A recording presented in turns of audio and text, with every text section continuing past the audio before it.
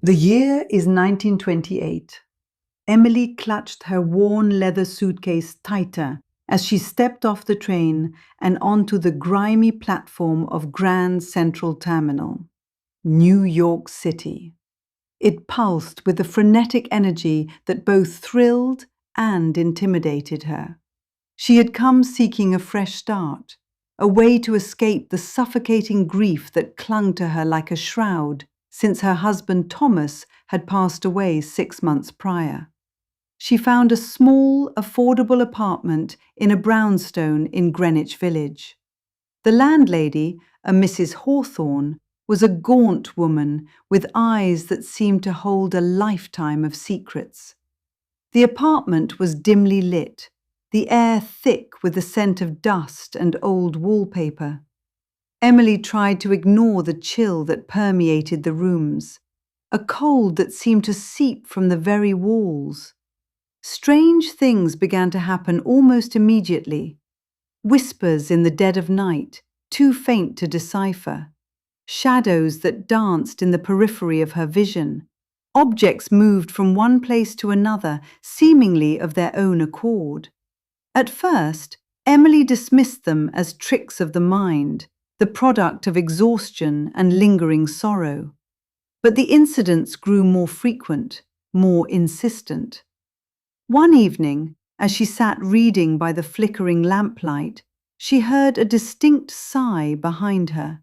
She whirled around, heart pounding, but the room was empty.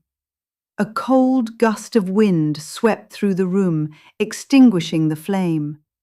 Plunged into darkness, Emily felt a presence, a weight in the air that pressed down on her, stealing her breath. Terrified, she fumbled for a match, her hands shaking so violently that she could barely strike it. As the flames sputtered to life, she saw it, a figure standing in the corner of the room, shrouded in shadow.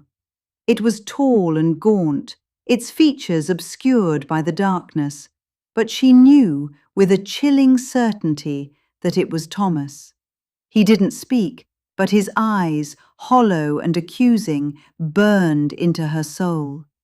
A wave of guilt washed over Emily, a flood of unspoken words and regrets. Had she been a good wife? Had she truly loved him enough? Had she somehow failed him in his final days? Night after night, Thomas appeared, his presence growing stronger, his silent accusations more unbearable.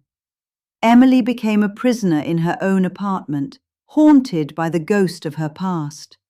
Sleep offered no escape, for in her dreams she relived their life together, the good moments tainted by the bitterness of his illness and the unspoken resentments that had festered between them.